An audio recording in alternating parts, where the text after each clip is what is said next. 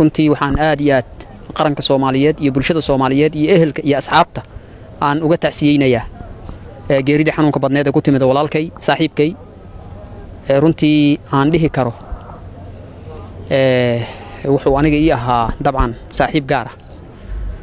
ah qaranka Soomaaliyeed ayuu dabcan wuxuu u ahaa xubin muhiim ah ehelka iyo guud ahaan ummadda Soomaaliyeed ayuu wuxuu u ahaa xubin muhiim ah anigana si gaar ah runtii wuxuu igu ahaa walaalkay saaxiibkay laakiin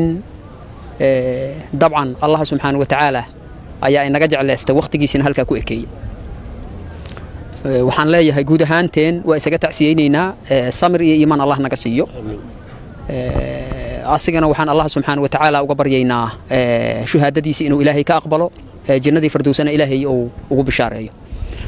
runtii qofka bini'aadmiga ah ma jirto wax ka wanaagsan in qofku qalbigiisa ka soo gooyo inuu dhiigiisa iyo naftiisa oo wax kasto qof bini'aadmiyu haysto ugu qaalisan oo u hibeeyo umadiisa iyo qarankiisa walaalkay asigoo u adeegaya qarankiisa asigoo u adeegaya bulshadiisa asigoo u adeegaya guud ahaan dadka Soomaaliyeed inuu u sameeyo dhiig joojin ayuu wuxuu ku waayay naftiisa dhiigiisuna ku baxay Ilaahay waxaan uga baryayaa Allah subhanahu wa ta'ala inuu naxariistiisa janno siiyo wuxuu baaqi ku sii ahaa doonyaa idinka Ilaahay qalbiyadeena iyo qaranka Soomaaliyeed dabcan ayuu baaqi ku sii ahaa doonyaa qof kasto Soomaaliya oo muwaadin Soomaaliyeed oo dadnimo iyo Soomaalinimo ku jirto ayuu dabcan qalbigeeda baaqi ku sii ahaa doonyaa hadii Ilaahay ogolaado waxa kaloo anagana dabcan aan xaqiijin doona hadii Ilaahay ogolaado cid kasta argagixisadu dabcan ayagu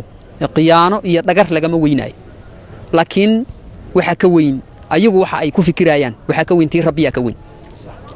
uga mana tanaasuli doono haba yaraatee in dadka Soomaaliyeed laga dulqaado waxaan xaqiijin doonaa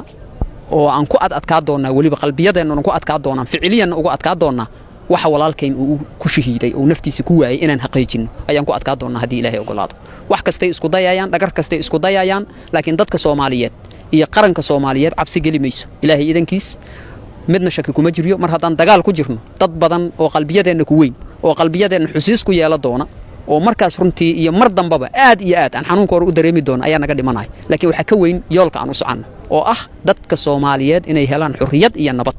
marka kuwa duurka ku jira oo qalbiyada runtii ay wasaqaysan yihiin oo walaalkeen iyo kuwa badan oo kale oo qaali yahay fahmi waayay waxa ay ka shaqeynayeen iyo muhiimadda ay u lahaayeen qaranka Soomaaliyeed fahmi waayay dabcan uguma simi doono uguma sii dul qaadan doono inay dadkeena dul saarnaadaan Ilaahay idinkiis weyna ka dul kicigi doonaan walaalkeena mar labaad iyo mar saddexaad iyo mar afaraad adeeryaal dhammaanteen waa isaga tacsiyeynaynaa runtii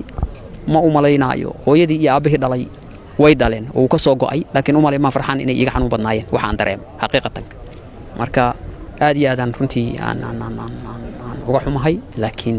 Allah subhanahu wa ta'ala Ilaahay naxariistiisa jannaha siiyaan leenahay waxaan xaqiijin doonaa wadada ku dhintay Ilaahay idinkiis inay noqoto wada guuleysatan xaqiijin doonaa